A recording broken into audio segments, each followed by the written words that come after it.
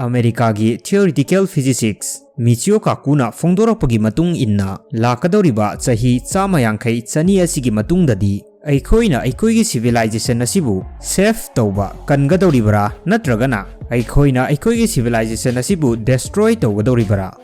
Marup mayam ngasigi video asidi Eikhoigi civilization asigi makhal type of civilization asigi maramda semjaba atenba video amani video asigi matingdagi akhoi asi hojik karamba makhalgi civilization no haibadusu khaminnasi Marup mayambu DAshil 2.0 4Ever gi anoba video asida taramna okchari Video asibu horakpo oina mayamda wahang amatang hangjage adom parents amadi grandparents ki generation aduga adomgi hojik oiriba generation aduga kanane hena advance oi haiba taragadi adom kari haina khumbigani hojik oiriba generation asina Eikhoigi parents amadi grandparents ki generation asidagi hena advance oi natra adubu masi matau karamna advance oi hairibano Haibadi hojiki generation asina advance oi haiba asi matau karamba moongda kari factor bu consider tawraga advance oi hairibano masigi paukhum oina hairagadi Eikhoigi nakta smartphone internet amadi technology asi leire adubu mamangi generation dadi masi amata leite maram asina Eikhoina mamangi generation asidagidi advance hena oire adubu marup mayam Any civilization natragana any generation amagi advancement asi matau karamna measure tawribano masigi perfect factor asi kari oigani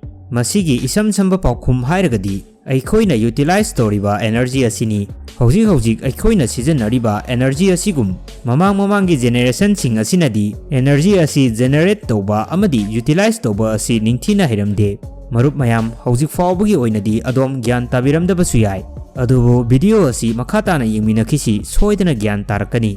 Marup mayam Eikhoi miyoibana Pitribi asida hek lakpadagi ngasi fawbada tapna anoba development anoba invention kaya ama tawduna lakli masida sunatana Eikhoigi mangda lakpa problem kaya amasu solve tawnaba honari haibadi Eikhoi asi tapna progress tawrakli haibani adubu ngasidi Eikhoi miyoiba asina khwaidagi intelligence oiba khwaidagi advance oiba species ama oiduna leiri adubu Eikhoina hojik leiriba level asina Eikhoi peladra anoba knowledge anoba invention tawdrabasu yarbara 1964 sahi asida Russian astronomer Nikolai Kardashevna tongan ba civilization gi advancement asibu measure tawnaba method amakhak puthoklamki method asibu Kardashev scale haina kangnaki Kardashev scale method ki matung innadi karigumba civilization ama hektana energy sing asibu sijanabagi ability asina makhoi gi advancement asibu show tawi haibadi energy asibu aduki matik hena sijanaba ngamliba makhai civilization asi hena advance oiba civilization ama oigani haibani masida Kardashevna civilization makhal ahum thokna khaidoklamki type 1 type 2 amadi type 3 civilization type 1 civilization asidana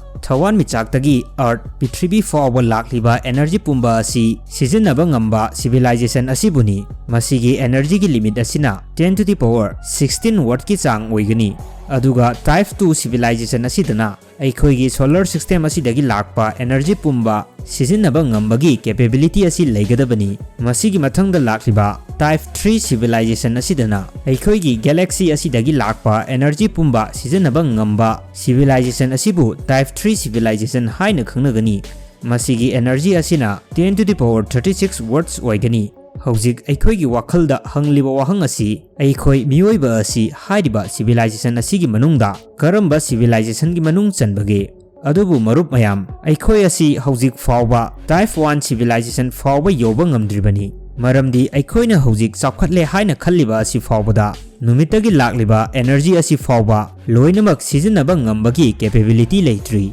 Famous astronomer Carl Sagan gi matung inadi Eikhoi asi hojik 0.7 type civilization ni haiba yai America gi theoretical physics Michio Kakuna Fongdorapagi matung inna lakadoriba chahi chamyankhai chani asigi matungda Eikhoigi civilization asibu Eikhoina safe tawba kangadoribra natragana Eikhoigi civilization asibu destroy tawgadoribra masi haibagi arthadi lakadoriba chahi chama chani asida Eikhoi asi type 1 civilization asi yoba ngamdragadi Eikhoigi mangda lakadoriba khudong thiba kaya asi mayoknabada wana thokani Type 2 civilization asi yaunaba honabada ngasidagina chahi lising ama hena changkhigani aduga Type 3 civilization asi yaunaba honabadana chahi lakh tara hena changkhigani adubu masida hangba yaba wahangdi Type 3 civilization asigi matungdadi Eikhoigi chawkhatlamjen asi loiradra haiba asini wahang asigi damakta atopa civilization ahumga khangminagisi Type 0 Type 4 amadi Type 5 civilization asini